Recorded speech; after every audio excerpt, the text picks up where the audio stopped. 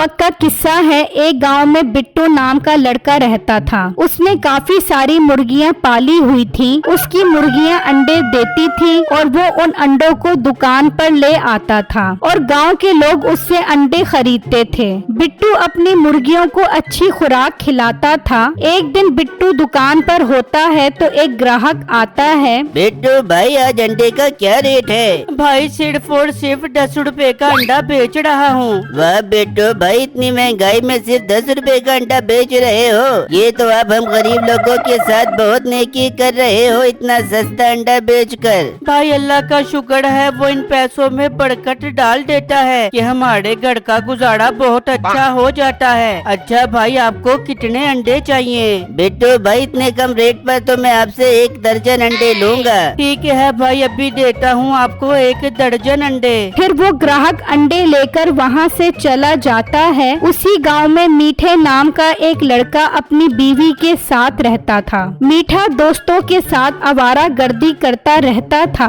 मीठे, कोई ऐसा काम बता जिसमें बगैर मेहनत के पैसे आते रहे। अरे यार, मैं तो खुद इस जुगाड़ में हूँ कि कोई ऐसा काम हाथ लग जाए जिसमें कोई मेहनत न करनी पड़े और घर बैठ के पैसा मिलता रहे। अच्छा यार, अब मैं घर जाता हूँ, बहुत भूख लग रही है। ये कहकर मीठा वहाँ से निकलता है और घर आ जाता है। बेगम, बहुत भूख लग रही है, जल्दी से खाने को कुछ दे दे। मीठे, कुछ नहीं है खाने को, तू कुछ ला के दे देगा तो पका दूंगी। सारा दिन तो तू आवारागर्दों की तरह घूमता रहता है। अब मोटी नाक वाली औरत, खाना नहीं देना तो ना दे, इतनी बातें क्यों सुना रही है? मैं जाता हूँ, बाजार से जाकर कुछ लेकर आता हूँ। ये कहकर मीठा घर से निकलता है और बिट्टू की दुकान पर आ जाता है। बिट्टू मेरे भाई, मुझे 5 अंडे दे दो, मैं तुम्हें पैसे बाद में दे दूंगा। मीठे भाई, आपने पहले भी उधार के पैसे दिए नहीं है, आज उधार वाले पैसे दे दो। 2 महीने हो गए हैं, आपको अब और उधार अंडे बिल्कुल भी नहीं दूंगा। ओ मोटे लिलबिले पेट वाले गेंडे, तेरा उधार उतार दूंगा, मैं कोई भागा नहीं जा रहा। सुना नहीं मीठे भाई, मैं उधार नहीं दे सकता, नकद बड़े शौक से, उधार अगले चौक से। मीठा गुस्से में वहाँ से चला जाता है और एक जगह पर आकर बैठ जाता है तो देखता है कि एक आदमी गांव के लोगों को जादू का करतब दिखा रहा होता है। ये देखकर मीठे के दिमाग में एक आइडिया आता है कि बिट्टू से किस तरह बदला लिया जाए। फिर लोग जादू देखकर वहाँ से चले जाते हैं तो मीठा उस आदमी के पास आता है। भाई, आप तो वाकई कमाल का जादू करते हो, जो कच्चे अंडों से तरह तरह की चीजें निकाल लेते हो। मुझे भी ये जादू सिखा दो मेरे भाई। नहीं, मैं तुम्हें ये जादू नहीं बता सकता। इस तरह तो सब गाँव वालों को पता चल जाएगा कि ये जादू कैसे करता है। क्यों मेरा धंधा बंद करवाएगा? भाई, मैं वादा करता हूँ गांव के किसी बंदे को जादू का नहीं बताऊंगा और मैं आपको जादू सिखाने के पैसे भी दूंगा। पैसों का नाम सुनकर उस जादूगर को लालच आ जाती है और वो उसे जादू का सारा तरीका बता देता है। फिर रात होती है, बिट्टू और उसकी बीवी सो रहे होते हैं। मीठा टोकरी में अंडे लेकर उसके घर आता है और मुर्गियों के पिंजरे में जाकर अंडे तब्दील कर देता है और वहाँ से चला जाता है। फिर सुबह होती है तो बिट्टू मुर्गियों को दाना खिलाता है और अंडे लेकर दुकान पर आ जाता है और ग्राहक उससे अंडे ले जाते हैं। फिर शाम होती है तो कुछ ग्राहक बिट्टू की दुकान पर आते हैं। अरे बिट्टू, ये तू कैसे अंडे बेच रहा है? इसमें तो कीले निकल रही है। हाँ हाँ, मेरे अंडे में से भी कीले निकले। हाँ भाई साहब, मुझे माफ कर दो, मुझे नहीं पता ये सब कैसे हो रहा है। मैं खुद परेशान हूँ ये सब देखकर।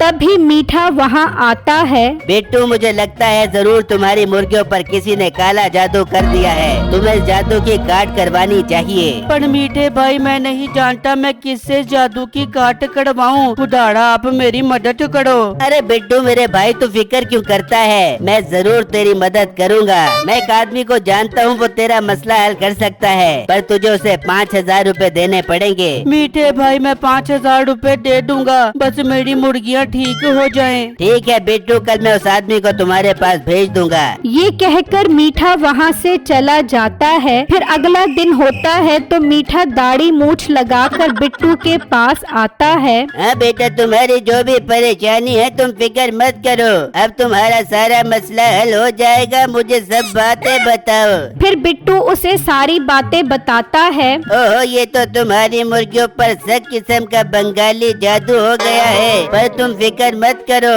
मैं इसकी काट कर दूंगा, 5,000 रुपए फीस दे दो।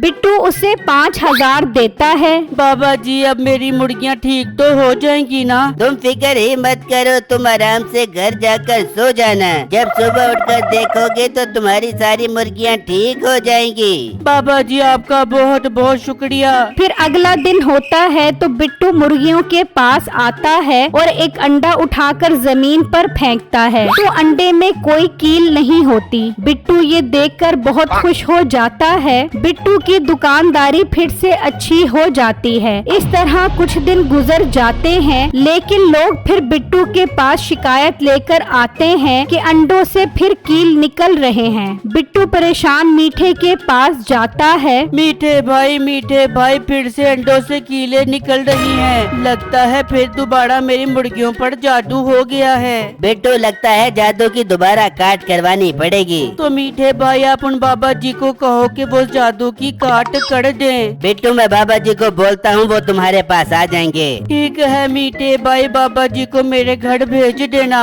बिट्टू वहाँ से चला जाता है और घर आकर अपनी बीवी को सारी बातें बताता है। बिट्टू जी, मीठे भाई तो बहुत अच्छे हैं जो मुश्किल वक्त में हमारी मदद कर रहे हैं। दूसरी तरफ मीठा भेष बदलकर बिट्टू के घर आता है। बच्चा, तेरा ध्यान किधर है? तेरा बाबा इधर है, बाहर आ। बिट्टू जी, मुझे लगता है बाबा जी आ गए हैं। फिर वो दोनों बाहर आते हैं। बाबा जी, फिर से वही मसला शुरू हो गया है, अंडों से कीले निकल रही हैं। बच्चा, तेरी मुर्गियों पर सब किस्म का काला बंगाली जादू है, अब मुझे इसका मुकम्मल इलाज करना पड़ेगा। तो बाबा जी, आप मुकम्मल इलाज करो, हम बहुत परेशान हैं। बेटा, इस इलाज की 10,000 रुपए फीस लगेगी। बाबा जी, मैंने आपको पहले फीस तो दी थी, अब हमारे पास और पैसे नहीं हैं। बच्चा, मैं मुफ्त में इलाज नहीं करता, जब तेरे पास पैसे हो मुझे दोबारा बुला लेना।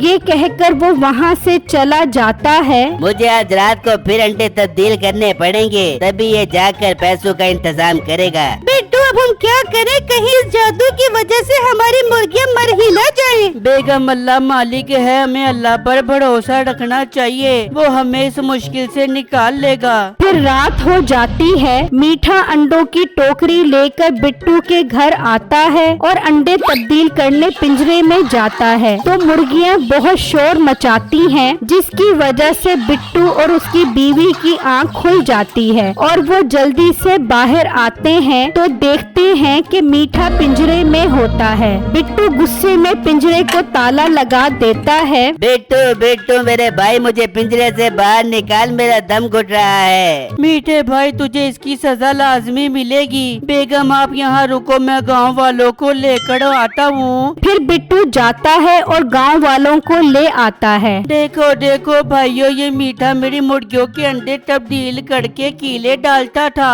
इसको बंद रहने तो जब तक ये ना बताए कि ये अंडों में किस तरह जादू से कीले डालता है। वो मैं कोई जादू नहीं करता, मैं तो अंडे को सारी रात सिरके में डाल देता हूँ, जिससे वो नरम हो जाता है, फिर मैं उसके अंदर कीले डाल देता हूँ। अब तो मुझे पिंजरे से बाहर निकालो। नहीं मीठे भाई, अब तेरी ये सजा है कि तू इन मुर्गियों के अंडों पर उस वक्त तक बैठेगा जब तक इनसे बच्चे ना निकल आए। बेटू, मुझसे कोई और काम करवा लो, बचपन में उस्ताद ने मुझे बहुत बार मुर्गा बनाया है, तब अंडे नहीं निकले तो अब क्या खाक निकलेंगे। बिट्टू, एक काम कर, डंडा लाओ, इसको डंडा मारते हैं। नहीं बिट्टू, मैं बैठता हूँ अंडों पर। फिर मीठा अंडों पर बैठ जाता है। मीठे भाई, मुर्गियों की आवाज कौन निकालेगा? मैं निकालूंगा बिट्टू मेरे भाई, मैं निकालूंगा। पक पक पक पक पक पक पक। गांव वाले उस पर हंस रहे होते हैं। इस तरह मीठे को अच्छी सजा मिल जाती।